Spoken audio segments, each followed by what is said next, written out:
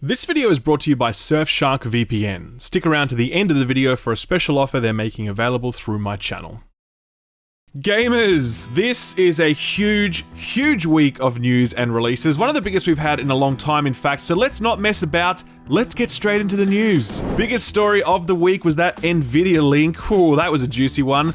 Okay, here's how it went down. Some dude figured out that if you boot up an old version of Nvidia's cloud streaming service, GeForce Now, that it would be able to download a bunch of back-end stuff that newer versions wouldn't. One of those things was a list of games that Nvidia had listed on their service. This is not a public list, and for good reason. It's full of heaps of crazy shit. For example, Super Mario Bros. Wii U is listed on there. God of War is listed on there. Titanfall 3 is listed on there. You know, all those remasters and remakes you've been begging for? They're all probably on there as well. Not Soul Reaver though, I was very bummed about that, it's sad times. It even has Dolphin Emulator on there, which is an emulator used to play Nintendo games. Now, as much as I would have loved to have seen Nintendo's lawyer's response to Nvidia supporting cloud-based piracy, the majority of this crazy shit is just that, crazy. Nvidia issued a response to the leak saying, quote, Nvidia is aware of an unauthorized published game list with both released and or speculative titles used only for internal tracking and testing. Inclusion on the list is neither confirmation nor an announcement of any game. This is unsurprising, as obviously we were never going to get Nintendo games on GeForce Now, but plenty of people are still holding out hope for at least some of these speculative items. PlayStation exclusives like God of War, Ghost of Tsushima, and Demon's Souls are on there, and with Sony making a big push into PC ports for their games, maybe that could happen. Sony's PS Now platform isn't exactly setting the world on fire, so maybe they're looking to expand this offering using Nvidia's platform. Similarly, there's a whole bunch of RTX remasters listed, stuff like Batman Arkham and Bioshock. These titles are more likely than anything else since Nvidia have a dedicated program to support this stuff. Long story short, this list is totally wild, and some of it might be true, but most of it definitely isn't. I'll leave a link to the full list below, but if you do choose to peruse it, be sure to keep your expectations well and truly in check. Last week we had Sony's big showcase, and this week it was THQ Nordic's turn. The publisher celebrated its 10th anniversary by announcing a whole bunch of games and providing an update on a bunch of others. The Destroy All Humans remaster seems to have sold well enough to justify a remaking of the sequel, because Destroy All Humans 2 Reprobed was announced, arriving on PC, PS5, and Xbox Series consoles sometime in 2022. Much to the delight of pretty much everyone, SpongeBob Battle for Bikini Bottom is getting an actual sequel. It's from the studio that remastered Battle for Bikini Bottom, and it's coming to PC and last-gen consoles at some point, no release window. There were more surprise sequels in the mix. Outcast, released back in 1999, is getting a sequel for some reason, and so is Jagged Alliance, which also got its last release back in 1999. Man, THQ are really partying like it's... You know what, I'm just going to leave that one. There were some other things shown off as well, in particular a story trailer for upcoming Elix 2, a game no one expected would ever get made, so good on them for making that happen. It was a strong showing for this mid-tier AA publisher, with THQ announcing that as of today, it has 42 games in development, with 28 of those still being under wraps. That's a lot of games from a single publisher. Reminds me of the old days where this volume-based approach was how publishers made their money, rather than today's publishers, which focus on fewer games with more microtransactions.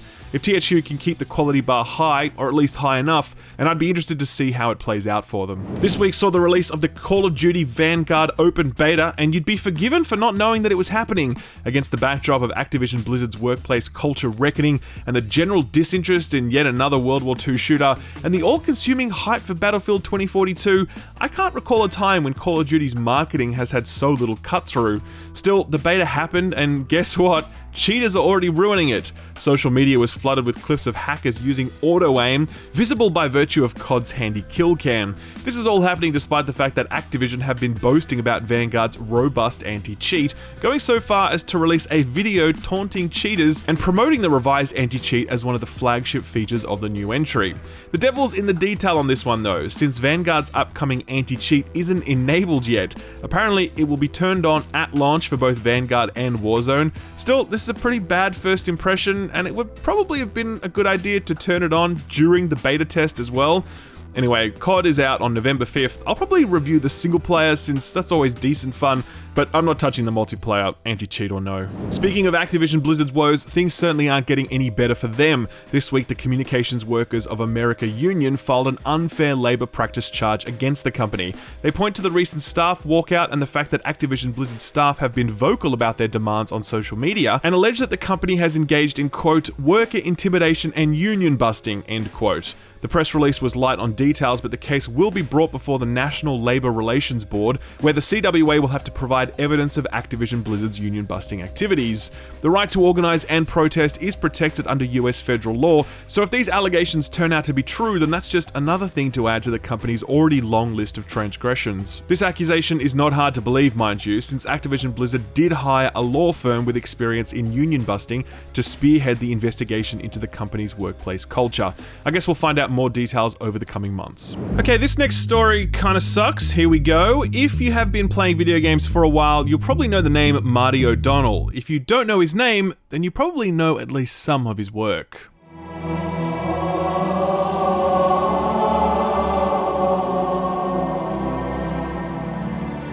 Marty was instrumental, no pun intended, to two of the greatest franchises in the history of gaming, Halo and Destiny. And yes, I can hear you all groaning at the mention of Destiny in that sentence, but let's not get into that, shall we? Point is, Marty is a musical genius who has left an indelible mark on the video game industry.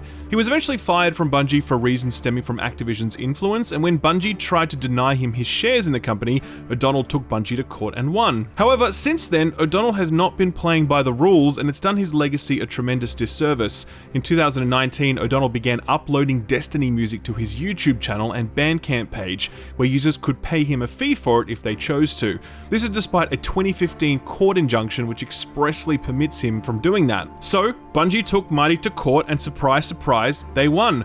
O'Donnell has removed all Destiny content from all his platforms and has been ordered to pay Bungie $100,000 to cover their legal costs for the proceedings, an amount that O'Donnell claims is excessive. I know we all have a soft spot for Marty's music. Hell, I listen to his work all the time when I'm scripting videos like this one, but at the end of the day, Bungie owns their IP, and that includes all the music that Marty made for them. His status as an industry legend doesn't give him the right to ignore that. A lot of people are coming down really hard on Bungie here, but this time they've done nothing wrong. 5 years later, this drama drags on, and it makes me sad to know that Bungie and Marty couldn't have worked this out better, because I'd love to see him still making music for Destiny. Having said that, Michael Salvatore is doing an absolutely spectacular job, and I want to give him a shout out here because I don't think the man gets nearly enough credit. Alright, how about some good news after all that unpleasantness? Splitgate, the game that had like 30 concurrent players at one point, but suddenly exploded to become one of the most played free-to-play games across all platforms, well, the developers just got paid.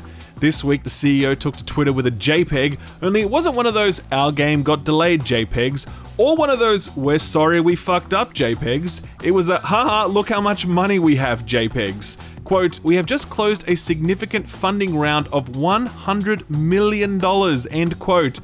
$100 million for a free-to-play arena shooter that combines Halo and Portal. That is nuts. I often hear about how much venture capital is being thrown around at the moment since big companies are all looking to get into gaming in some way. This sort of deal is so emblematic of the gold rush that's going on right now. Good on the developers though, 1047 Games securing that bag. They have big dreams. The CEO said, quote, "The focus over the coming months will be on growing to become the next big AAA studio while staying true to our roots as an indie team that prioritizes community," end quote. Love to see it. Best of luck to them. We got a small update on that KOTOR remake, which was announced last week. Turns out we could have got a KOTOR 2 remake as well, but this was turned down. The reveal came from one Trent Oster, CEO of Beamdog. They've earlier ported previous BioWare titles, namely CRPGs like Baldur's Gate and Icewind Dale. Oster tweeted out his pitch deck for the project, which would have remastered both the original game and the Obsidian-made sequel in a package called the Reforged Collection.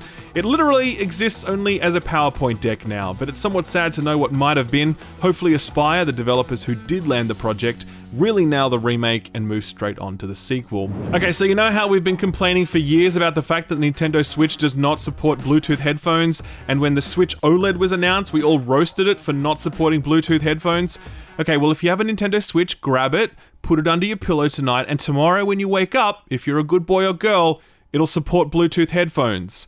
Alternatively, you could just skip the whole pillow thing and update the firmware because, yes, 4 years later after the release of this handheld, Nintendo are like, feeling cute, might enable Bluetooth. It's unbelievable, but so on brand for Nintendo that they would just turn on a feature that we've all been begging for forever, but that's just how they roll. There are lots of reported issues with this implementation since many people are reporting that headphones don't work or there's lots of delay. Unsurprising if you've ever tried to use the Switch's Wi-Fi, which basically stops working if you get more than 3 feet from your router.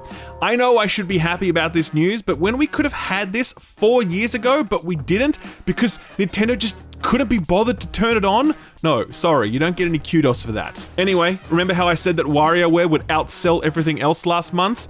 Right again. Goddamn Nintendo fans. Finally, Randy Pitchford confirmed that there is a Brothers in Arms game in development at Gearbox. To be fair, this is something that he has said in the past, but him saying it again means that the title is still in the works. The news came from the Game Maker's Notebook podcast, where Pitchford said, "Has anyone seen my USB stick?" He also said, quote, "We're working on another Brothers in Arms game, but I'm not saying shit until we have it," end quote. Seems like this one is still a long ways off. Okay, so what got announced or delayed this week? Well, a lot, so forgive me if we move through this section at a rather brisk pace. First up, Darkest Dungeon 2 got an early access release date announcement. It's hitting on October 26th, and it will be exclusive to the Epic Games Store, at least in that early access period. The first one was a beloved turn-based roguelike with a distinctive art style and a clever mental stress-based mechanic. People are excited about this one, except for the people who refuse to install the Epic launcher. Those people are missing out on a lot of free games. They may want to rethink that one. Industria got a release date the 30th of September, exclusive to PC. This is one I've been following. I played it during the recent Steam Next Fest and did a bit of coverage on it. It's inspired by Half-Life, Bioshock, and Dishonored. It's a small game, about 4 hours long, made by a handful of people in their spare time, but I certainly enjoyed the demo, and I'm looking forward to checking out the final product on release. Best announcement of this week was Thatcher's Tech Base. The box quote says it all. Quote, "On September 24th, Margaret Thatcher will rise from her grave. Only you can send her back to hell," end quote. Straight from the depths of a coal mine, that blurb came. As the name suggests, you'll run around levels plastered with Union Jacks and you'll shoot enemies that have the Iron Lady's head attached to them. The game is essentially a Doom mod and it'll be free, just as Maggie would have preferred. Socialized video games. I'm looking forward to the Civi playthrough of this one. The worst announcement of this week comes courtesy of Sony, who have decided that fans of the long-dormant Wipeout franchise haven't suffered enough. This week they announced Wipeout Rush, a mobile game. Okay, not what we would have preferred, but let's not judge too quickly. Maybe they're doing some cool stuff with it. Let's take a look.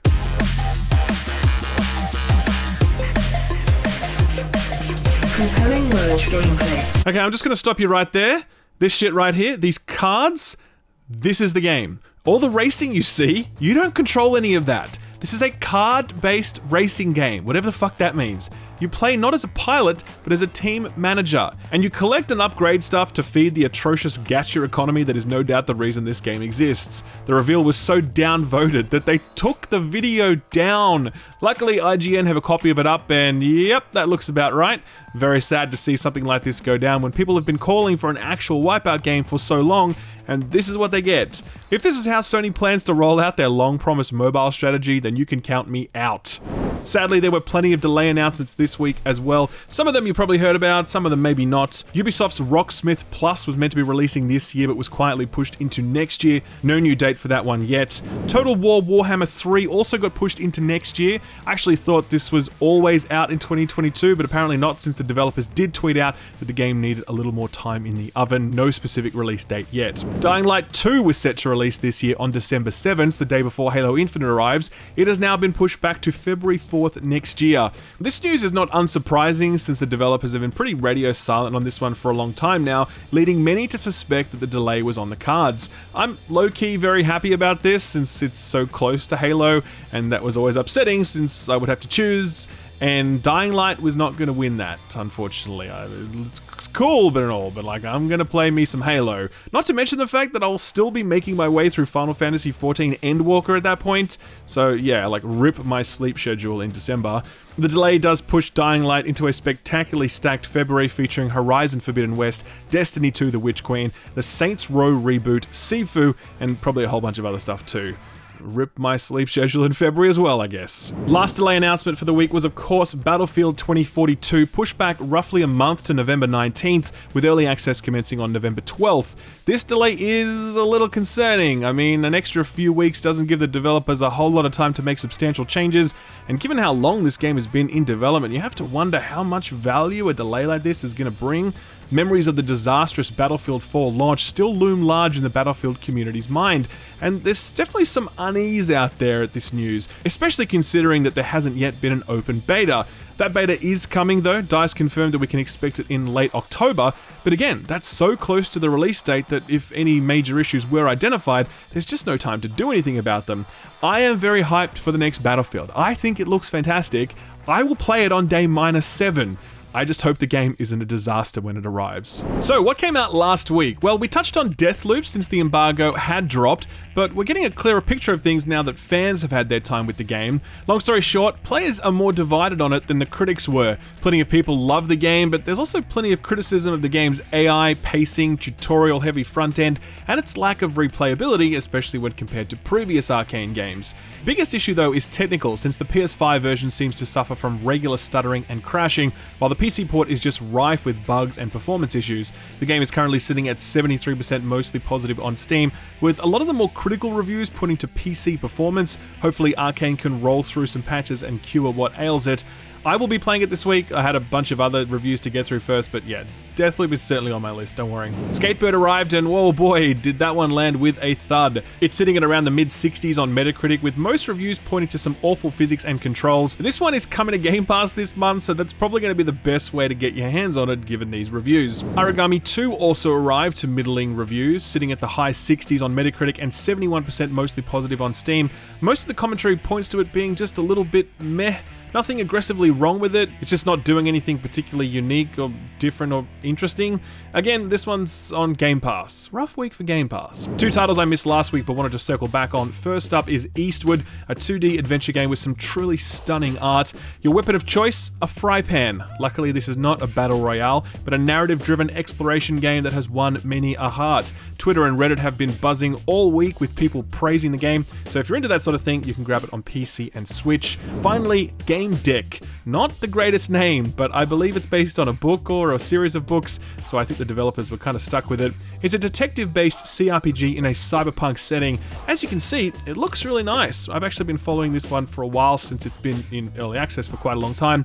Finally, it's out. People seem to be broadly happy with it. It's sitting at 81% mostly positive on Steam, which is a respectable enough number. As I mentioned earlier this week, I'm a sucker for a detective game, so I'll be giving this one a shot at some point. So what's coming out this week? Huge week, super stacked. Let's get into it. Arriving today for PlayStation, Xbox, and PC is World War Z Aftermath, which is actually an expansion to the hit co-op shooter, not a sequel. It adds a whole bunch of new content and a first-person mode. I know a lot of people weren't too keen on Back 4 Blood, so this might be a good alternative if you're keen to shoot some zombies with your mates. Pokemon Unite, the pay-to-win cash grab, arrives on mobile after its release on the Switch. Download that for free and then spend hundreds of dollars on in-game items. Nintendo will love that. Kena, Bridge of Spirits arrives today for the PS4, PS5, and the PC. I had the pleasure of reviewing this one, link in the description. I really recommend this. I absolutely loved it. It's so beautiful, so polished, and so well paced. Its stories are so moving. I was nervous about this one since there was some funky shit going down with the review code being so limited and sent out so late, but luckily all of it worked out in the end and the game is a delight. I really recommend checking this one out if you have a PlayStation or a PC. Diablo 2 Resurrected arrives on the 23rd for all platforms. God, that one really snuck up on us, didn't it? Very little in the way of marketing spend, and the gaming press certainly aren't falling over themselves to promote this one, given the shit show that Blizzard is right now. MechWarriors 5 Mercenaries arrives for the PS4 and PS5 on the 23rd. This was previously available on other platforms, but finally makes its way to Sony Ponyland. Sable arrives on the 23rd for Xbox and PC. I'm actually reviewing this one right now, and I will have a review up tomorrow morning. Can't say anything about that one now as I'm under embargo, so maybe hit the subscribe button, hit that notification bell, and you'll know when the video goes live. Just a thought. Death Stranding Director's Cut arrives on the PS5 on the 24th of September. Finally, we get to experience the game as Hideo Kojima intended, free from all that pesky interference from his parent company, Kojima Productions. And finally, Lost Judgment arrives on the 24th for Xbox and PlayStation. It was actually out on the 21st if you paid the premium price point, but the official date is the 24th. I reviewed that one, and my review was received very well. I did not share the consensus view on this one, but as always, people were happy to hear a different perspective and didn't just mass dislike the video or abuse me on Twitter. That would never happen, not in this industry, and especially not from a weeb-adjacent fandom. It's the respectful discourse I love most about being a games critic. Thank you, gamers. Thank you for being you. Put this on your radar.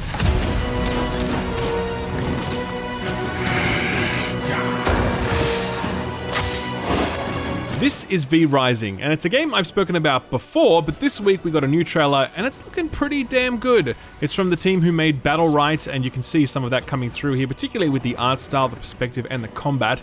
This is not a MOBA though. This is in fact an open-world vampire survival game. You awaken in your coffin, as vampires do, and then you need to scavenge and hunt and build and feed.